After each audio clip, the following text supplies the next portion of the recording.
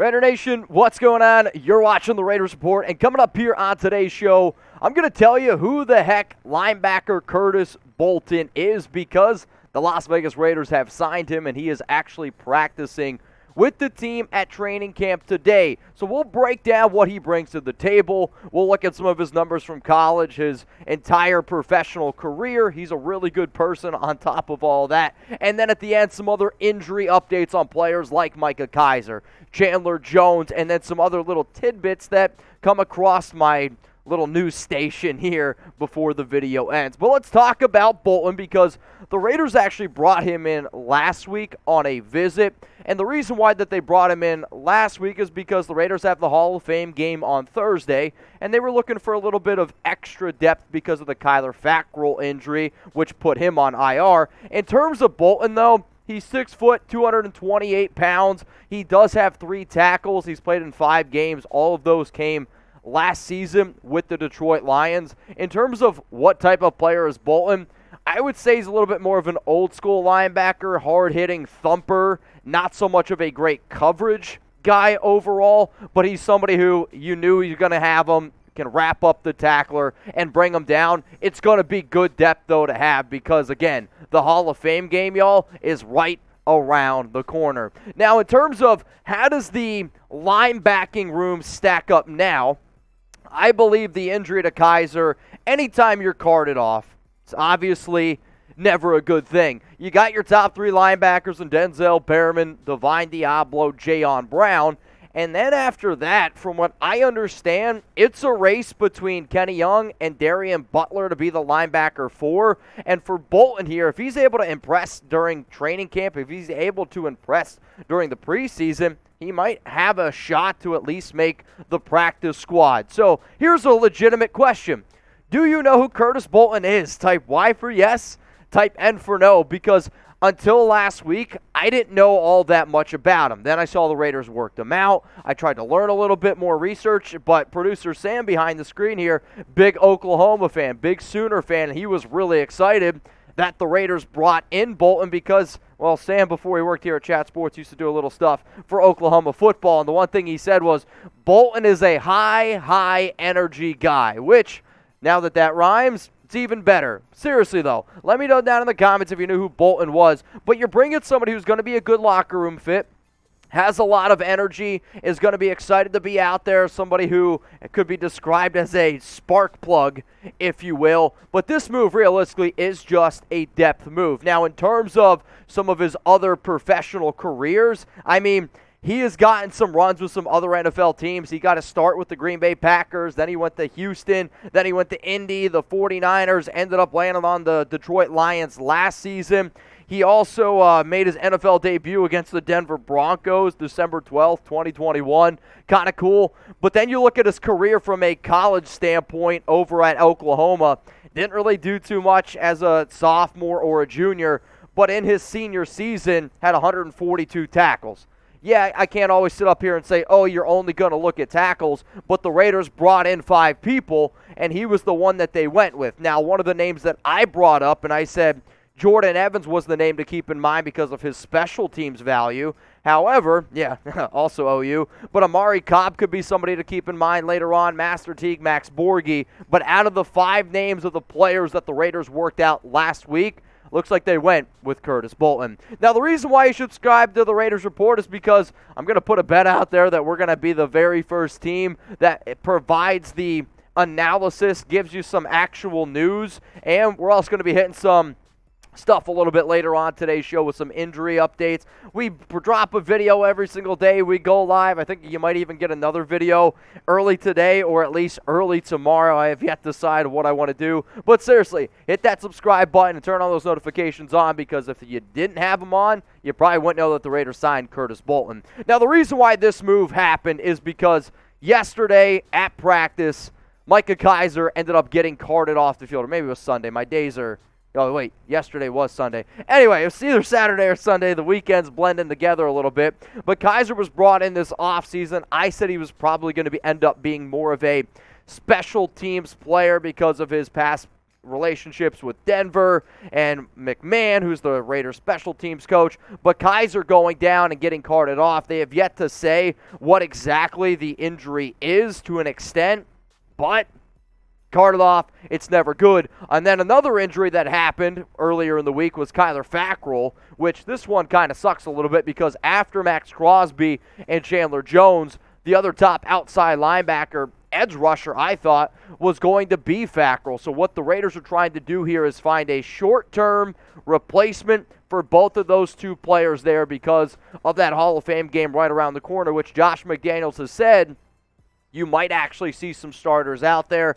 With some of the injuries that popped up, though, if I'm going to be real with y'all, I'd kind of rather the Raiders play it a little bit safe here. All right, so the Raiders added Bolton. What I want you to do right now is think about the linebacker room from top to bottom. The overall grade, if you think it's the best linebacking group in the NFL, I think you should give it an A. B, it's good. C, it's average. D, it's bad. F, it's a fail. I think when you look at the top 3 LBs, and I'm not talking about Pounds and Parham, Diablo, and Brown, that group right there, to me, deserves a B, B+.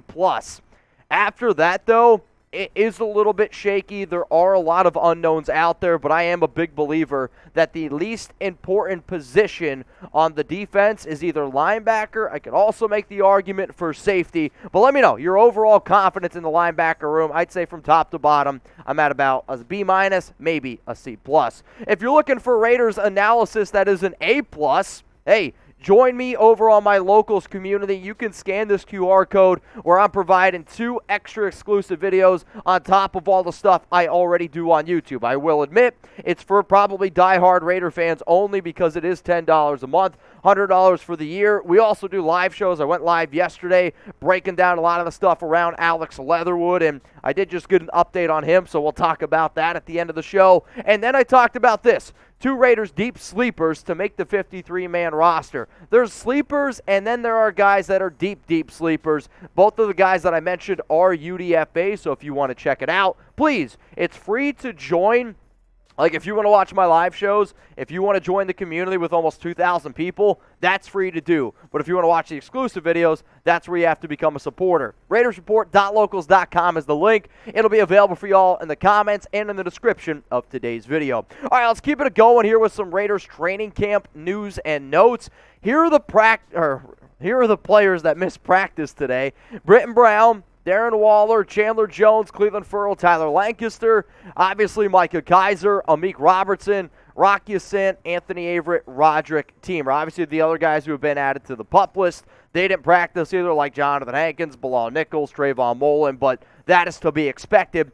The name that I really want to look at here is Chandler Jones, and there was a report that came out today that said that Jones isn't really dealing with anything of a major injury.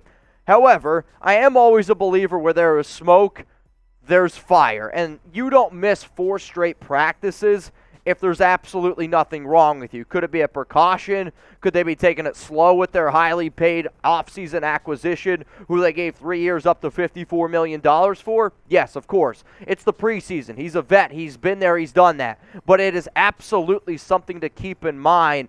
4 straight practices missed is never a good thing. And when you think about, okay, the Raiders lost Fackrell. If Chandler Jones is out, besides Maxx Crosby, I don't know where the Raiders are going to end up going. Now, you have Cleveland Ferrell, who has, again, also missed about 4 straight practices now. Tayshawn Bauer had some work on the outside. A lot of times I'd get asked, all right, well then who's going to come in and fill in for Jones if he hypothetically were to be out, if Maxx Crosby were to be out? I think a lot of people around the nation would say that it would be Malcolm Koonce because he was drafted in the 3rd round last year. Well, it's actually not the case. So today, Gary Green's been getting a lot of work in place of Chandler Jones. So this is definitely going to be something that I pay a close attention to. I will say today's Raiders training camp has been a little bit wonky according to reports out there in terms of them really mixing and matching it up. And what you could be seeing here is an opportunity where the Raiders want to see how Green looks next to some of these starters, because the plan is for him to ramp it up a little bit and get extra playing time in that Hall of Fame game in the Raiders preseason game up against the Jaguars. Now, if you haven't already given me a follow on Twitter, please make sure you do so. Today's been a very strange day in the NFL, and personally with everything that happened around Deshaun Watson only getting a 6-game suspension, I think it's a sad day for the NFL. And I get the idea that there's allegations out there, but there's no argument where you can give me where he deserved only a 6-game suspension. I think it's pathetic. I think it's sad. And if you're cheering for Watson this year, I am going to really question your overall values. That was my take on that. I posted that on IG and on Twitter. You can let me know what your take is on the whole Deshaun Watson scenario. I'll be looking. All right, so this is how we're going to wrap up this show today, because I did want to hit on a few other things that I've seen come across my board in terms of Raiders training camp today. It sounds like Mack Hollins made an absolutely incredible catch. I'm still waiting to see what that is, but Hollins has been a big-time winner at training camp, and that's probably going to be one of the next shows I put out here on the Raiders Report, Raiders training camp winners and losers. Also, there was a lot of people worried about Alex Leatherwood, me included. He's getting mainly the starting reps today at right tackle. They're putting Brandon Parker over on the left side, not over Colton Miller, but one of the things that Parker can do is he's a good swing tackle. So I know a lot of people were overreacting, me included. That's part of the gig to give your reaction on that. Also, it sounds like Dylan Parham today is getting the starting reps at center. That does not mean that those are going to be your starters. What I think the Raiders are trying to do is just see how all of these players are working together to make sure that they have the right depth going into the Hall of Fame game. Now, Raider Nation, I appreciate everyone who's tuning in and everyone who's watching the show. And the reason why I wanted to get you an extra video today is because I take a lot of pride on being able to keep the nation up to date, no matter what the news or rumors are. So the fact that the Raiders brought in Curtis Bolton, high-energy player, only, again, 3 tackles in 5 games played, all of which happened for the Detroit Lions last year. Not a lot of coverage ability, more of just a run stopper, but then he's going to be a player that I know a lot of people end up rooting for. So here's my question to all of you out there. I want you to give me a number of the percent chance of Bolton making the 53-man roster. I'm going to put it at like half a just win, baby. It's going to be probably 5% for me overall. Maybe he impresses. Maybe he goes out there and shows that he can be a good locker room guy. But producer Sam whispers in my ear, he's somebody that everyone's going to root for. He ended up losing. He lost his dad when he was in high school. His dad passed away from cancer as a freshman. I've had some family members pass away from cancer as well, and it's never easy. So, Bolton, I promise you this, man, I'm going to have your back. I'm going to be rooting for you, and I can't wait to see what you do this season for the Raiders in the preseason.